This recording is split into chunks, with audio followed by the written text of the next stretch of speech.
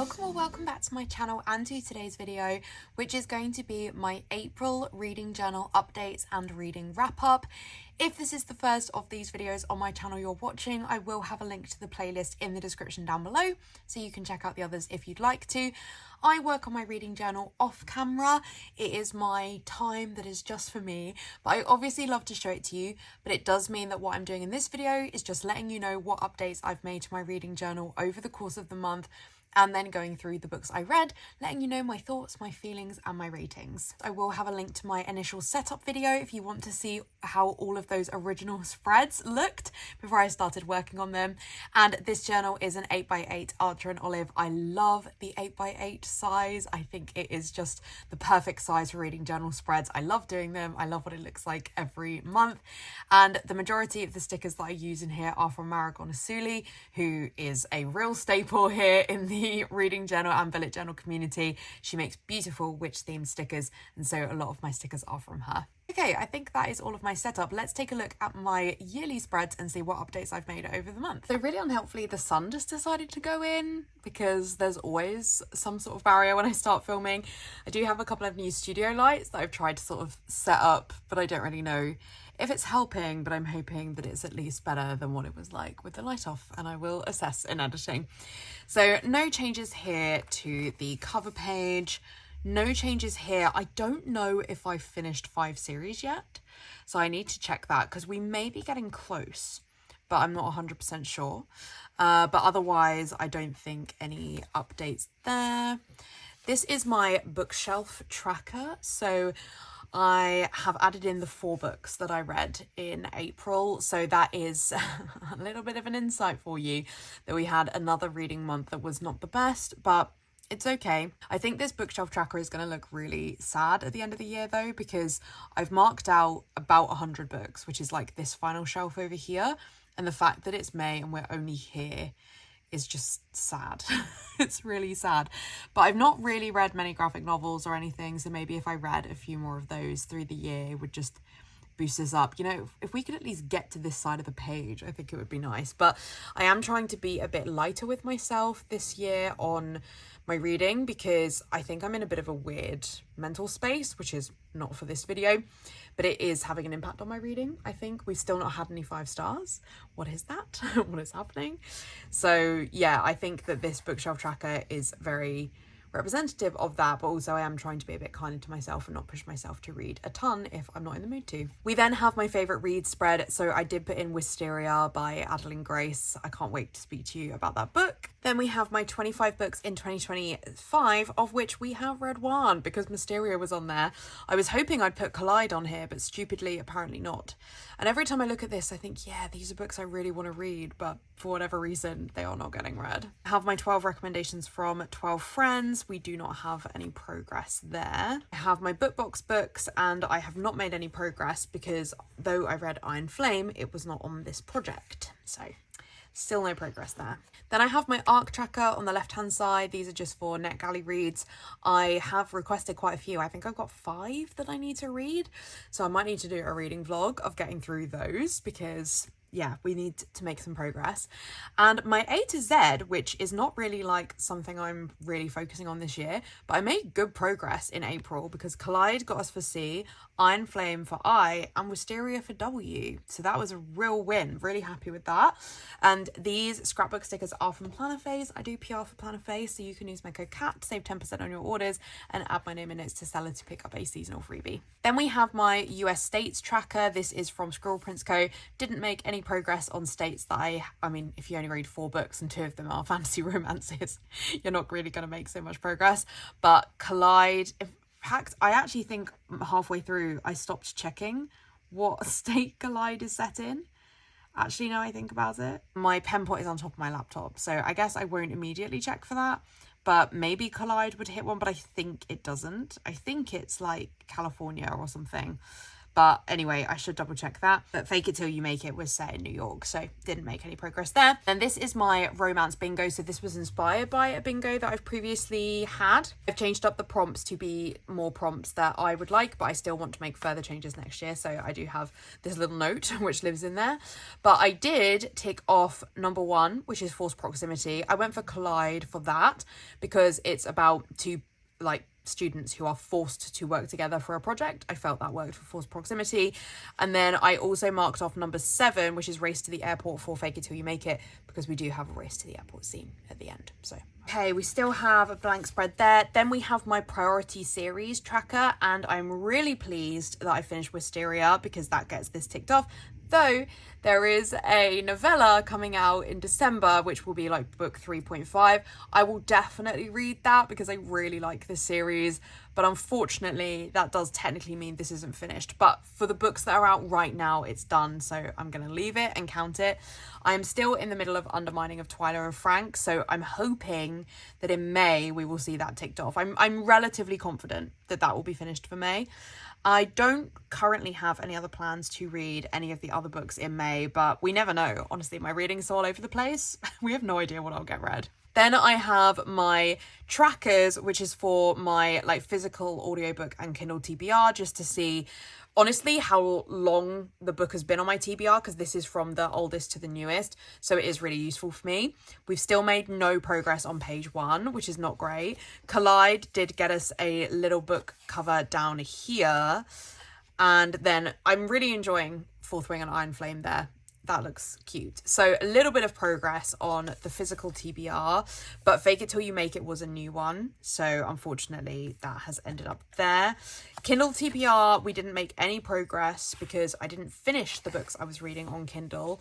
And then for audiobook, we do have Wisteria, which was a book that I already owned on my audiobook TBR, so that's great. That's a little win there. And I think that is it for my yearly pages. We will skip my bingo because I haven't made any progress on that, and if I did I would show it in a vlog anyway. And let me show you my April pages. So here we have my April cover page and calendar spread. I'm so happy with how this theme came out. The paper here in the background is from Planner Face. It's in an art set drawn by Kitnish Jess. It is stunning. I would thoroughly recommend that you pick that up from the shop if it's still available, because all the patterns in that set are beautiful. And I just tear around the paper, but it's got a sticky back, so really easy to use. The April cover sticker is from Thumbelina Print. All of my monthly stickers will be from her this year. And then the witches are from Maragona Suli. I didn't make enough use of the witches this month, so that is the only witch. So that is a bit of a shame, but still very cute. And then the decorative stickers are a mixture of Maragona Suli and Thumbelina Print. For the monthly spread, I found the colours really hard to match, and that purple does not go. They're basically, these witches come in a set of 4, and the purple matched one of the witches I didn't use. So the purple looks very random, but I was really struggling to colour match. That green is not a great colour match either. The yellow brings out the bag yellow, but it's the wrong shade. I think overall it's fine, but it maybe is a little bit random, to be honest. But anyway, so this is my monthly calendar. So this shows you how long it took me to read each book, and I think this probably gives you an indicator of my reading is just all over the place. So Iron Flame, I am so pleased to have finished it because I've been reading it since the 15th of January. It took a really long time. So that obviously was a big chunk of April. Wisteria also was a big chunk. I started it on the 28th of March, so I hadn't been reading it for ages, but it did just take me a while to get through. Fake It Till You Make It, which was my physical read for the month, also took quite a lot of time. Can't wait to tell you a little bit about that book. And then Collide, also for a book that I thought was a quick read. At the time, I didn't think I'd been reading it for so long. Also took a week. So that is also, not the best. But as I've mentioned, my reading is all over the place, and I am in the middle of a number of books still, 2 of which I was making a bit of progress on in April. So I guess that also, it's not reflected here, but progress was made on those 2. So I read 4 books. My pages read was 1940, which is not very high, but obviously only read 4 books. And I do actually count the pages read for the book when it's finished. So I didn't even read all of Iron Flame in this month because I've been reading it on and off for 4 months, but I count the pages in the month I finished the book. So that 1940 is actually inflated because of Iron Flame. So not great. My average rating was 3.5, which is good. We had some real like bottom and top of the end spectrum books this month, and I didn't DNF any books. I've not really DNF'd particularly anything this year. If anything, maybe one, I'm not sure. I do have positive news, I feel, in my YouTube and Instagram followers, because whilst I don't actively track this, it's nice for me to see growth, and I am finally getting growth on Instagram. It's slow growth, you know, we're talking small numbers, but I'm so grateful to every single person that subscribes or follows me on social media. And even just to see a bit of growth on Instagram, which has been very, very, very slow for me in the last few years, is great. And YouTube is just a steady riser. So it's also great to see like we're nearly at 2,000-ish for both social media platforms, which would be an incredible achievement for me, especially as this is like not something I do full time or anything like that. So yeah, I'm really proud of that. Okay, and then we have the overall stats pages. So in terms of ratings, I gave I'm Flame 4 stars. I gave Wisteria 4.5 stars. I gave Fake It Till You Make It 2 stars, and that's a questionable 2. And I gave Collide 3.5. For books I'm still reading Well of Lost Plots by Jasper Fforde. This is the third book in the Thursday Next series, which I've been making progress on this year. Jasper Fforde is coming to an event in a couple of towns away from me in June or July. And so I really need to read all of the Thursday Next series by then. And I've just realized as I say this, it's May. So that progress may not happen. But he's doing a reading of the 8th book at that event. So like, I really need to have read more of them. I at least need to be further through than 3 of them. So need to get my listening game on. Undermining of Twyla and Frank, I think I'm about 30 or 40% of the way through. Really enjoying this so far, which I knew I would. I'm really enjoying this, and when I'm in the zone to read it, it is a very quick read. I am maybe 15-ish% into A Feather So Back by Lyra Celine. I was hoping to read this before the sequel special edition released with Fairy Loot, because my very kind friend Beth Plans orders Fairy Loot books for me if she doesn't want them, because she is subscribed and I'm not, so she gets earlier access than me. And the first book in this series is beautiful. I bought it on Vinted. It's like really, really, really stunning, but I hadn't read it, and then I had just, you know, the sequel was coming out and I hadn't prioritized it, and I was like, oh, okay. So I thought I'd better start reading the first one just so I can tell Beth she doesn't need to get it for me. But I didn't really make enough progress to make that decision. So I had Beth go ahead and buy the second one, and I will sell them, I guess, as a pair on Vinted if I decide not to keep them. I am questionable about A Feather So Black at this stage. I'm not sure the writing style is totally for me, but we'll see. And then I just put Final Empire on there for the joke. You know, it's going to be on there the entire year. I have made 0 progress in Final Empire since last month. In terms of my monthly stats before we get into the individual books, so for genre, I read 2 romance and 2 fantasy romance, which I'll split like this. All 4 of those were novels, no graphic novels or manga or anything this month. 2 of them I read physically, and then 1 I listened to on audio and 1 read on ebook. 2 of the authors I read from before. 2 of the authors were new to me. For audience, it was 1 YA, though actually I would say this is probably new adult as well. So it's just on Goodreads, it is categorized as YA, but really I think all these 3 are new adult, to be honest. And then 1 adult. For series, 3 of them were part of a series, and 2 of those were progress. You know, technically this one's got me up to date, so that's great, but this was starting a new one. I just really want to read the second one. That's why I picked it up. The second one is such a cute cover. And then 1 standalone. For country, it's 2 fantasy world, 2 set in the US. For publication year, it's 2 from 2024 and 2 from 2023. These have got smudged. I clearly didn't wait long enough for these. And then for acquired, 2 of them I got from the works. 1 of them I got from Audible, and 1 I've written book box, but it's not a book box. It's a special edition book. So that's incorrect. I guess I mean book box to generally mean special edition, but that is not correct, really. Like this, I got this from Waterstones. Thought I would switch to face cam for the reading wrap up, because usually I just show my journal, and I'm not actually sure it's that interesting because you're just looking at the same pages. It's maybe more interesting to look at me, my no makeup, I'm very tired from work face. But let me know if you've watched any of my other videos, whether you prefer the updates like this or whether you would just rather look at a journal page or something else. Let me know. Let's do to the full reading wrap up for the 4 books I read in April. So to start with, we have Iron Flame, which I gave 4 stars. I do think this is quite a generous 4 stars, to be honest, but I really enjoyed the last 25% of this book. The reason that I think the 4 stars is generous is because I ultimately was reading this book for just under 4 months. That is a really long time to rate a book this highly, but then the Greenbone Saga, I rated 5 stars for all 3 of those books, and some of those took me like 8 or 9 months, so maybe that's just the way I read, I don't know. So Iron Flame is the second book in the Empyrean series by Rebecca Yarros. I'm sure you've heard of Fourth Wing, but if for any reason you haven't, or you're not really sure whether it would be worth your time, let me give you a brief summary of that one. So Violet has grown up at a war college, which her mum is like the principal of, and the college is split into 4 quadrants, which is very similar to a lot of other YA books. Think like Harry Potter or Divergent, when people are split into different categories based on their personalities or their interests. And Violet is destined to become a scribe, which is the sort of like academia house of this college.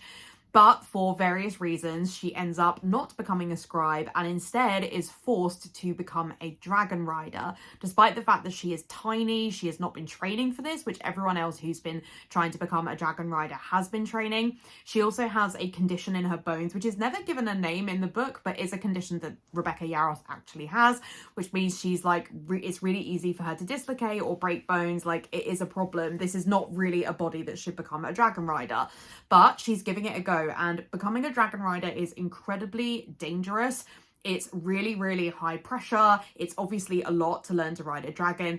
And Violet's constant mantra is, I will not die today, because it feels that like close to every day she may die, and in fact a lot of people die in these books. Violet is obviously really struggling being in the quadrant, but even on top of that, she ends up with this guy called Xaden, who she has to spend some time with. Xaden is her polar opposite. They immediately don't get on, but she is forced to spend time with him. She learns more about him. It turns out that he has some secrets that then start to like unravel the world around her, and everything she knows about her world, about what they're told at the college, is true versus not true. Again, it's very typical of these YA books. I really enjoyed the first book. I also gave that 4 stars. I think it's very fun. It's an easy read. There is a lot to get your head around with the world, and there are a lot of characters, and that is something I would say is a criticism for me of Iron Flame, is that there are a lot of characters to follow as this story develops. I obviously won't spoil what happens in Fourth Wing, but in Iron Flame, we have parts of it set in the college, but as Violet and Xaden work out that there is a lot of stuff happening outside the walls of the college that they didn't know about, our world starts to expand and we start to see the characters going further afield. This brings additional characters, so much extra to it. It's just a lot. I honestly could do with a little like character sheet, to be honest, to go with me for this book, I think. I've also seen a lot of criticism online about Xaden and Violet spending a lot of this book apart. A lot of it is them fighting, and that is why a lot of people actually don't like Iron Flame. I actually ended up therefore being quite surprised that they weren't apart as much as I thought. I think they actually spent quite a lot of the book together. There is unnecessary fighting, and that is the main issue for me with this book, is that there's this whole jealousy plot line with one of Xaden's ex-girlfriends called Kat, and how jealous Violet is of her. And if I was in the middle of a war, I don't think that my default mood would be to be jealous of the guy who's completely committed to me, which Xaden is to Violet. Why would this jealousy be this much of an issue? So that was really my main problem with this book. The characters, especially Violet, she's quite young, and I think it showed in Iron Flame in a way it didn't with Fourth Wing. But the final 25% were great. I flew through them after dragging my heels through the rest of the book. I really, really loved the last 25%.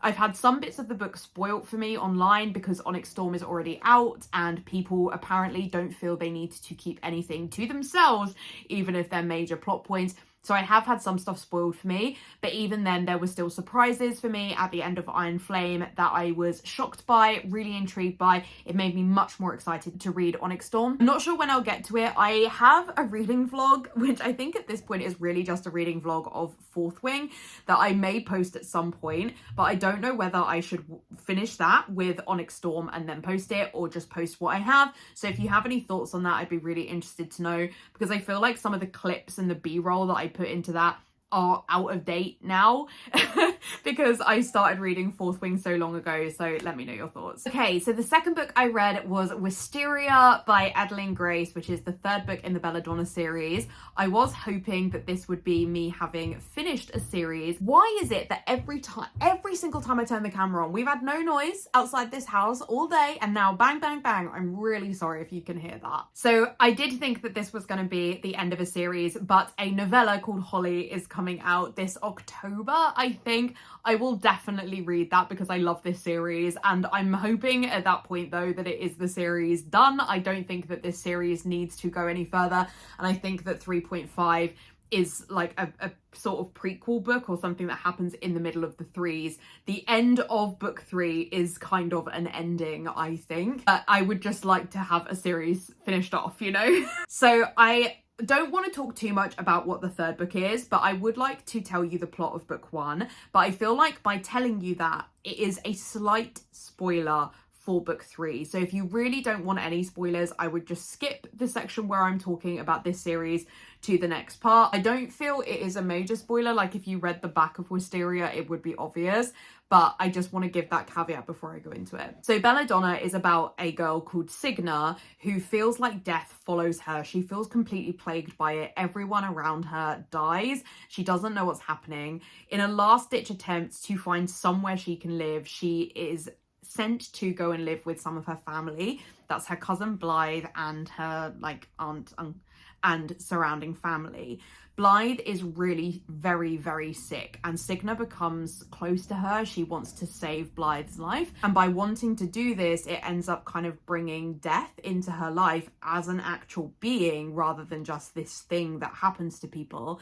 She gets to meet death, she develops feelings for death, and she is also trying to bargain with him to keep Blythe's life. That is kind of the point of book 1, and then in book 2 we spend some time with Signa and Death for sort of the first half, and then it switches into Blythe and Fate, Death's brother, for the second half. Something happens in book 2 which is like the major plot point, which I obviously won't spoil. And Blythe and Fate therefore agree to have like a fake marriage at the end of book 2. And book 3 picks up immediately at the beginning on their wedding day.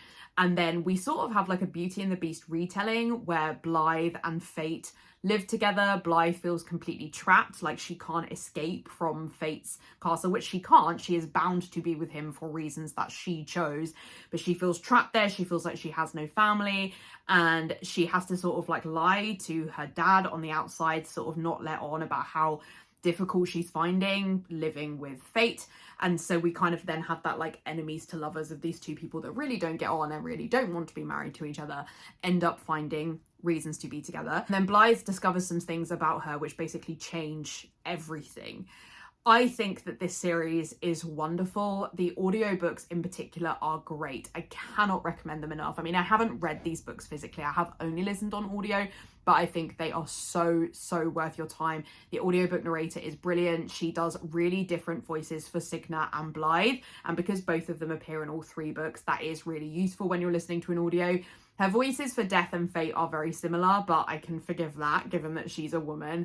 And I still really like how she's able to get across those male voices, especially as Fate and Death are quite sarcastic and difficult, and I think she really captures that. I enjoyed this one the most of all 3 books. I think actually this book is a 5-star, but I rated it 4.5, and that is totally on me and my own current mental space, which is not interesting to you in this video, but I am dealing with some stuff mentally, and it is having an impact on my listening experience for books. I go in and out, I dip in and out. That is obviously problematic when you're listening to an audiobook, and I feel like I missed some parts of the book. I also think that you really need to read these back to back, because everything that happens in book 2 immediately feeds into book 3. And whilst they do reference some of it, they don't give you a little mini recap at the beginning, and I really needed a mini recap. So I think I should have read these back to back, and I think if I reread this series, I maybe would even give all of the books 5 stars. I just think that they're brilliant. I've seen some criticism of book 3 because in the final third, the book is really very different, and the other books are semi-smutty. They're not really smutty, but they are fantasy romance books. But this one, because Blythe and Fate spend a lot of it hating each other, and then there's this major twist in the story later in book 3, we, I think, only get like 2 smut scenes. It's really not the focus of the book. And I've seen sort of some criticism from people about like what happens in the final third and that they feel like really cheated by the story. And I totally get it. And actually, again, I would be so interested to reread it now, knowing what I know and whether I would rate it more or less than 4.5 stars. But regardless, I really enjoy this series. If you like fantasy romance, I think, especially where isn't particularly smutty, like there is some smut in it, but it's not the focus. There is a lot of plot. There is a lot of like mystery and fantasy in it. And also a really great audiobook listening experience. Like, I just would really recommend this series. Okay, so then we have Fake It Till You Make It by Laura Carter. I do have a dedicated reading vlog for this up on my channel, which was a buddy read with my friend Liz. So if you want to check that out, I will have it linked down below. Unfortunately, I didn't enjoy this one very much, and I'm really, really gutted about it, because also I think I really should have done. I think it's really my sort of story. Abby has her like Elle Woods and Warner moment when she thinks that the guy, his name is not Warner, but I can't think of his name, so let's call him Warner, that Warner is going to propose, and then actually he breaks up with her and admits that he really wants to see other people and that he's cheated on her. And then the next day she is got rid of from her job. And so, like any person would, I guess, in this situation, she decides to cash in all of her savings and buys an incredibly expensive apartment in New York. When she's at the apartment, she sees this guy who sorry, I've got an eyelash like really stuck on my eye. She sees this guy who immediately she thinks, you are not my kind of person, you are an idiot, you are so self-centered, you're all these things. She has this really like negative feelings about him. Little does she know that he also has similar feelings about her. He is staying in this fancy apartment block because his fiance has just broken up with him, having admitted that she has cheated on him with his like work partner and best friend. So his brother, who is a hockey player, lets him go and stay at his apartment. And he sees Abby and thinks, you look exactly like my fiance. You're made up to the nines. You've got your hair done. You've got your makeup done. You've got your outfit on. I think you're attractive, but you look too much like my fiance. You're too focused on your looks. I'm not interested in you. But Abby's ex ends up turning up at the apartment, and I can't remember the like actual love interest's name. Ted. Ted sees how uncomfortable Abby is when she sees the ex, and he, even though I think they've barely spoken at this point, decides to pretend to be her fake boyfriend just to kind of like make the Warner guy jealous. Abby's obviously very grateful for that, but they still kind of want nothing to do with each other. But they do run into each other a few more times. Ted is like constantly banging this like baseball. In fact, actually, I think the brother is a baseball player, not a hockey player. Is throwing this baseball against the wall, and Abby like comes up to the apartment to have a massive go at him. Ted's brother ends up throwing a party for Ted at the apartment, and Abby gets invited. So there's like a number of occasions where these two run into each other. And they agree that they will continue to fake date at Abby's parents' vow renewal because the ex is going. So I love a fake dating romance, right? I know they're silly, but I love them. They really are like my favorite trope. And so I like a sports romance. There is very little sport in this, but I do like a sports romance. I like a New York setting. Like, I really, really, really should have loved this. But oh my goodness, Abby and Ted were like two of the most insufferable people on the planet. They were so judgmental of each other. Everything was about how the other person looked. They were not actually interested in getting to know each other. They were just so judgy. And so when you're expected to then go with them and believe that they are interested in each other, I was like, how am I supposed to be there when I've just read like 150 pages of these two like talking down to the other person? I don't think I can get on board with that. I just did not find either of these characters likable. What is really weird is that the deeper message of this book, and I think it says it maybe at the beginning in the like, this book is for, and in the acknowledgements, that this book is like to help you realize that you can be loved for the person that you are. And that, you know, like you can be loved for your inner nerd, basically. Like, people might think on the outside you look like a supermodel, but it's okay if you're a nerd underneath. Sure, it is fine, but that's not what this book was actually doing in its 300 pages. It was actually being super rude about anybody who wears fake eyelashes or is really ripped or goes running. And I just was so not interested. So I would have absolutely DNF'd this book. And I feel I don't actually like doing rant reviews like this. Ultimately, if I'm not enjoying a book, I will DNF it. I'm not the best DNFer ever, but I really have got better at it. But Liz really enjoyed it, and so we didn't DNF it because we were buddy reading it. So I would really recommend you go and watch the vlog, because I think it's really interesting to hear mine and Liz give polar opposite reviews about the same book. But it does mean that unfortunately we have a low rated book and a little bit of a rant review from me. So I rated it 1.5 stars at the time, and then when I was doing the video with Liz, I felt really bad about that because that is obviously a very low rating, and I decided to up it to a 2. And that's what I've put in my journal and on my spreadsheet. But for me, this book is a 1.5. I just don't like it. I don't like the characters. And honestly, I don't like the writing style. I think that this needed tighter editing. Like, the ends of scenes will just end with like, and then they went to a bar. And then the next scene will start. Like, there's no kind of like leaving off of intrigue.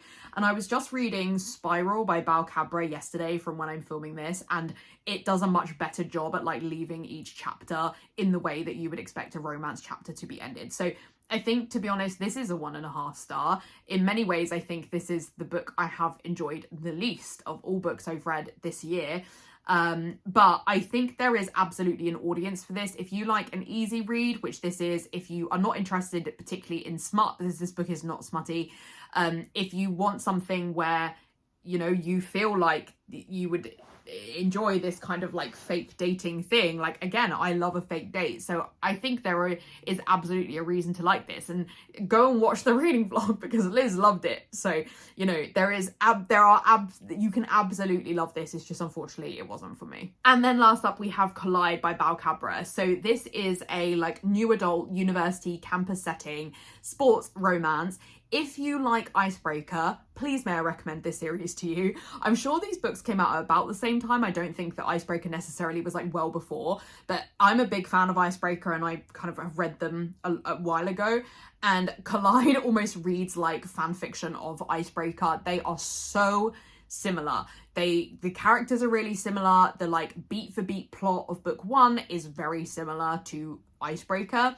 We have a hockey house with all of these guys, and you know we're going to get all of their stories, and that is really similar to the Icebreaker series. So Maple Falls is what that series is called. But yeah, it's very, very similar. I personally think Icebreaker is stronger than Collide, but Collide is still very fun. We have Aiden and Summer, and Aiden is captain of the hockey team. Summer hates hockey for reasons we don't know at the beginning of the book, but she has this like evil PhD professor or graduate scheme professor who says that she needs to do her final report or her application report for this grad scheme on hockey, or on a sport which ends up being hockey.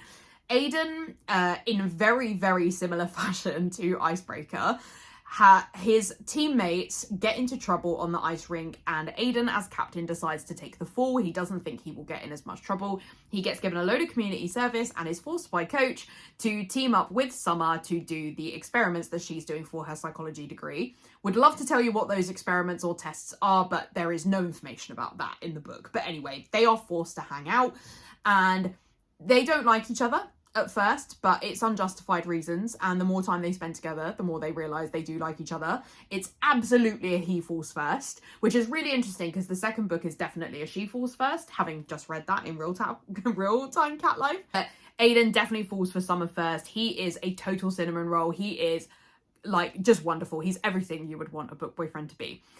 I think this is like a grumpy sunshine because Summer is at least definitely grumpy. I don't know that I would deem Aiden a sunshine, but Summer is definitely grumpy. I will say, I do not think Summer has many redeeming features. Like, Aiden talks about her like she is the absolute best thing in the entire world, and that did not come across to me. I felt Summer was quite unlikable, to be honest, but Aiden so redeemed it that that's why I gave the book 3.5 stars. But I did not like Summer. I just was not on board with her. This was also Bal's debut book, and it's really interesting now, having read the second book, which was trad published, that I think Collide needs a lot of editing, which is bizarre because it's gone to trad published. Like, I have the trad version, and I'm quite surprised that it hasn't gone through more rigorous editing, because that, I mean, it could have been 150 pages shorter, I think, to be honest. It has some discrepancies.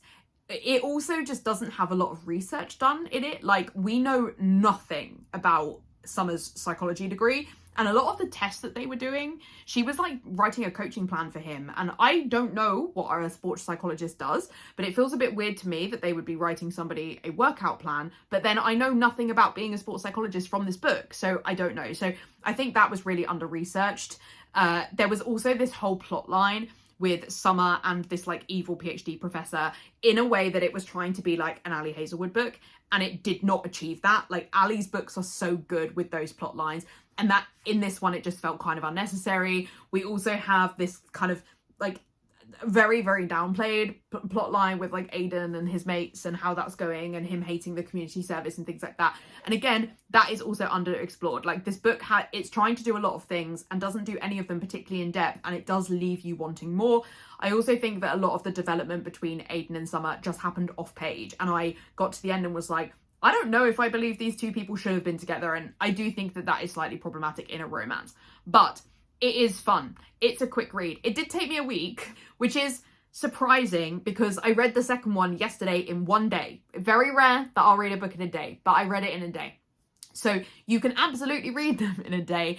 And I felt it was fast, even when the last one took me a week. So I still think that it is a fast read. I think it's a fun read. It's really smutty, and I think the smut scenes are done really well. So I would recommend those.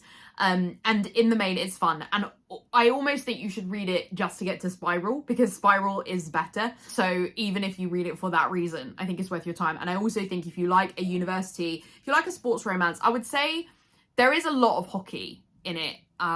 There is a lot of hockey, but not so much that you can't follow it. Like, I know nothing about hockey and I felt I could follow fine. But there is reference to like the Frozen Fours, which is some kind of competition, and they reference it a lot, and I don't know what the Frozen Fours was, and it gets referenced in Spiral, and because it wasn't sort of referenced well in Collide, I felt like a bit left out in that sense. But regardless, I can overlook all of that because I'm not there for the hockey stuff. I'm there for the romance stuff, and the romance stuff was handled relatively well. I still think it's fun, but definitely carry on with the series. So that is it. Those are the 4 books I read in April. Here's hoping for a better reading month in May. As I said, I've already read Spiral, so we're 1 book down, and it's like the 6th of May when I'm filming this. So I'm hoping that we can make some progress, keep going upward trajectory for May. If you enjoyed this video, I would really appreciate a like, and if you haven't already, I would love it if you would subscribe. In the description, I will have a link to a favourite stock, which has all of the things that I use in my reading journal. And I'll also have a link to my Instagram and my Goodreads if you want to check out any more content from me. Otherwise, I'll see you in my next video. Bye!